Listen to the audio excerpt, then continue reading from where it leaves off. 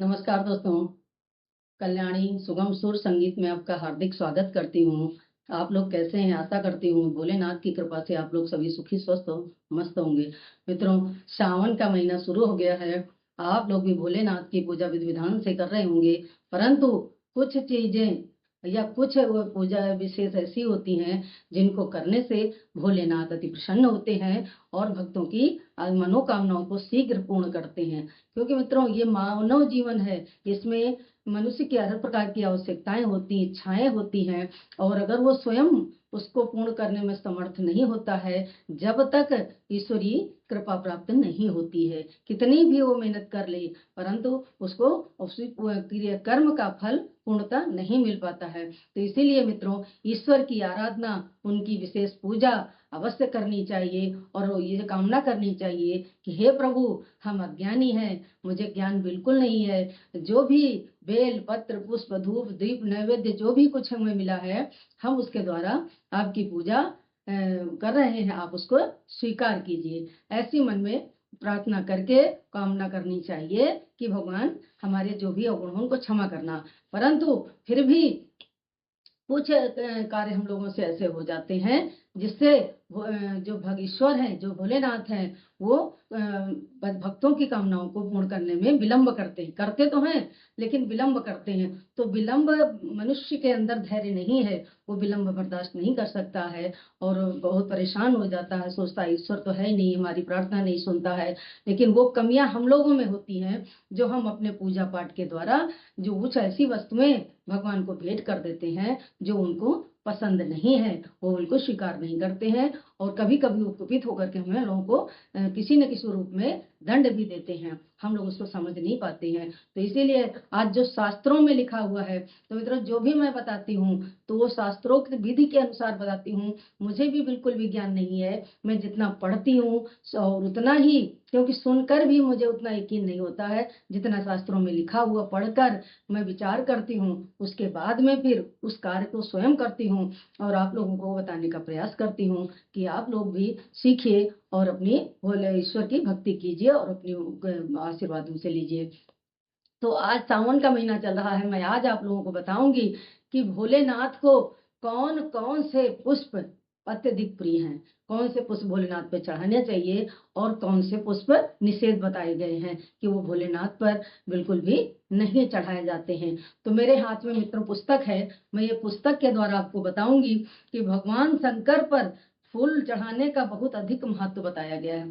क्योंकि भगवान, कोई भी ईश्वर है, धूप दीप नैवेद्य पुष्प आदि से वो प्रसन्न होते हैं। तो जो इनको प्रिय वस्तु है, अगर हम उसको चढ़ाते हैं तो वो अति शीघ्र प्रसन्न हो जाते हैं, और अगर उनकी पसंद की चीज नहीं है तो थोड़ा विलंब होता है।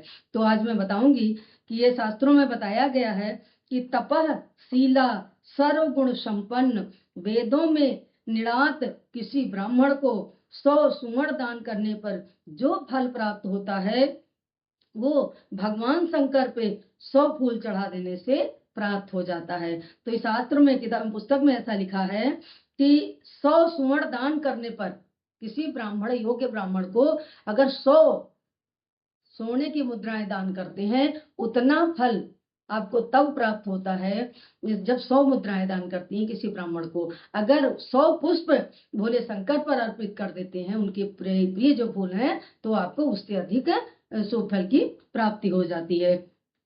तो भगवान शंकर पर कौन कौन से पुष्प शिव को चढ़ाने चाहिए और कौन से नहीं चढ़ाने चाहिए, ये मैं आज बताना चाहूंगी। तो शास्त्रों में बताया गया है कि भगवान को केवड़ा और केतकी, ये फूल निषेध बताए गए हैं कि केतकी और केवड़ा जो है, ये भगवान भोलेनाथ को इत्र भी नहीं लगाना चाहिए और पुष्प भी नहीं चढ़ाना चाहिए। तो शास्त्रों ने कुछ फूलों के चढ़ाने के मिलने का नियम बताया है कि 10 सुवर्ण दान के बराबर सुवर्ण दान का फल एक आग के फूल चढ़ाने से मिल जाता है। अगर 10 आप मुद्राएं स्वर्ण की दान कर रहे हो तो उतना फल आपको मिलेगा जितना एक आग का पुष्प अगर भोलेनाथ को चढ़ा देते हैं, तो 10 स्वर्ण दान के बराबर आपको एक आग पुष्प चढ़ाने का फल प्राप्त हो जाता है। तो भोलेनाथ को आक का पुष्प, आक समझते हैं जो धतूरा का फूल होता है, आक का पुष्प अति प्रिय बताया गया है। हजारों आक के पुष्प की अपेक्षा एक कनेर का फूल, कहते हैं हजारों अगर आक पुष्प आप चढ़ा दोगे तो उसका फल आपको उतना नहीं होगा जितना एक कनेर का फूल, कनेर जो पीला होता है उसको कनेर बोलते हैं, तो जो पीला फूल कनेर का होता है, अगर एक फूल कनेर का चढ़ा देते हैं तो 1000 कनेर फूलों के चढ़ाने के बराबर आपको फल प्राप्त होता है। अब कहते हैं 1000 कनेर के फूल और एक बेल पत्र, अगर आपने अगर 100 आक पुष्प चढ़ा दिए तो उतना फल नहीं मिलेगा जितना कि आपने एक कनेर का पुष्प चढ़ा दिया। अब कहते हैं 100 कनेर का पुष्प अगर चढ़ा दिए तो उतना फल आपको नहीं मिलेगा जितना कि एक बेल पत्र का महत्व बताया गया है। तो हजारों बेल पत्र की अपेक्षा एक गूमा का पुष्प होता है, तो गूमा का फूल अगर आप चढ़ा देते हैं तो आपको हजारों गुना पुण्य फल की प्राप्ति होती है। और एक गूमा से बढ़कर एक चिड़ों का फूल जिसको अपा मार्ग बोलते हैं, उसका पुण्य फल प्राप्त होता है।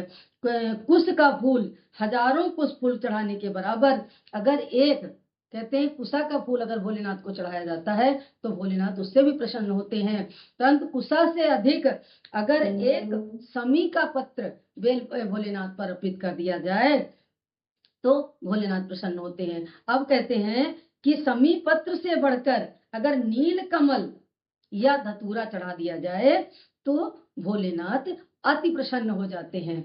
मतलब बेलपत्र, धतूरा, समी सब कुछ चढ़ाओ, लेकिन कहते हैं कि समी पत्र से बढ़कर नील कमल का फूल से प्रसन्न होते हैं, उनको प्रिय है, और नील कमल से अधिक एक धतूरा प्रिय है।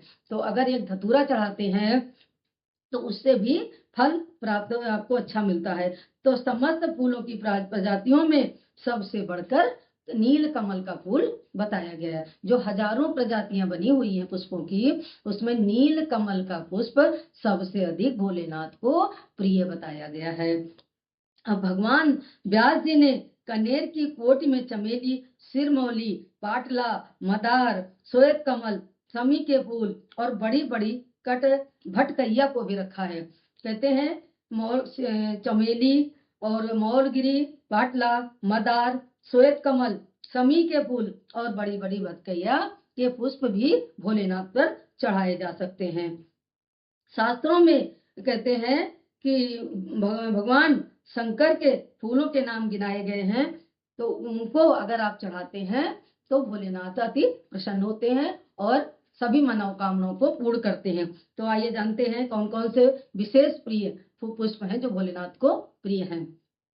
कनेर, मौलगिरी, धतूरा, पांडर, कुरैया, कास, मदार, अपराजिता, समी का फूल, कुंजक, शंख पुष्पी, चिचड़ा, कमल, चमेली, नाग चंपा, चंपा, खस, तगर, नाग केसर, घूमा, शीशम, गूलर, बैजंती, बेला, पलास, बेलपत्ता, कुसुम्भ पुष्प, कुमकुम, केसर, कमल और लाल कमल के पुष्प जो सुगंधित हैं वो भोलेनाथ को अति प्रिय हैं। उनको चढ़ाने से भक्त की मनोकामना शीघ्र पूर्ण होती है। तो ऐसा मित्रों शास्त्रों में लिखा है, वही आपको मैं बताना चाहती हूँ कि और कौन कौन से पुष्प भोलेनाथ को प्रिय नहीं है। तो ये कहते हैं गाजर, बहेड़ा, कपास, कंधारी, पत्रकंटक, सेमर, अनार, धौ, केतकी, बसंत ऋतु खिलने वाला कंद, जूही, मंदनी और दुपहिया के फूल भगवान शिव पर नहीं चढ़ाने चाहिए। तो जो पुष्प भगवान शिव को अति प्रिय है वो मैंने आपको बताया है, तो आप इसको पढ़िएगा, नोट कर लीजिएगा। और मित्रों अगर मेरे द्वारा दी हुई जानकारी अच्छी लगती है तो आप मेरे चैनल को सब्सक्राइब कर लीजिए, लाइक कीजिए और अपने मित्रों को शेयर कीजिए। और ज्ञानवर्धक जानकारी प्राप्त करने के लिए सदैव कल्याणी सुगम सुर संगीत को देखते रहिए। नमस्कार।